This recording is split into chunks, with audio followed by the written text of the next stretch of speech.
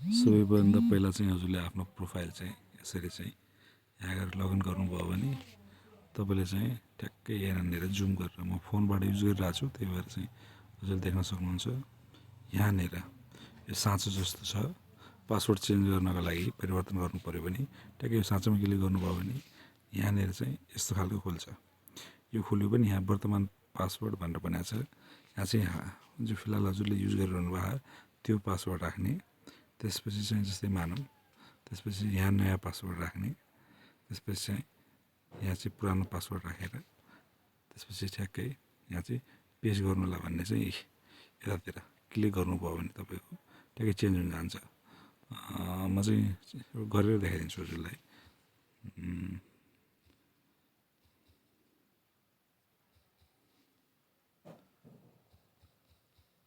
यहाँ चाहिँ नयाँ पासवर्ड राख्नु होला। नयाँ पासवर्ड चाहिँ सेम हुनुपर्छ।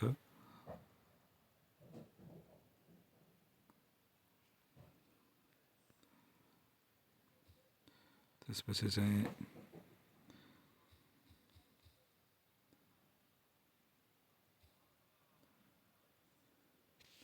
यसरी चाहिँ हजुरले राख्नुभयो भने ठ्याक्कै यहाँनिर आएर पेस्ट गर्नुहोस् भन्नुभयो। आएपछि यहाँ के भन्छ भने पासवर्ड कम से कम नयाँ पासवर्ड हुनुपर्छ भन्छ। मैले चाहिँ पुरानो पासवर्ड राखेँ हुनाले त्यो चाहिँ यसले मानेन। अब मैले चाहिँ कमसेकम एउटा नयाँ पासवर्ड बनाउँदाखेरि त्यसपछि चाहिँ मैले जस्तै राखेँ होइन। त्यसपछि हजुरले पासवर्ड चेन्ज भयो, अलिक समय ल्याएको थियो, पहिलाको ठिक थियो। त्यो भइसक्यो भने हजुरले गर्नु के गर्छ भन्दाखेरि जस्तै मैले लगआउट हाने।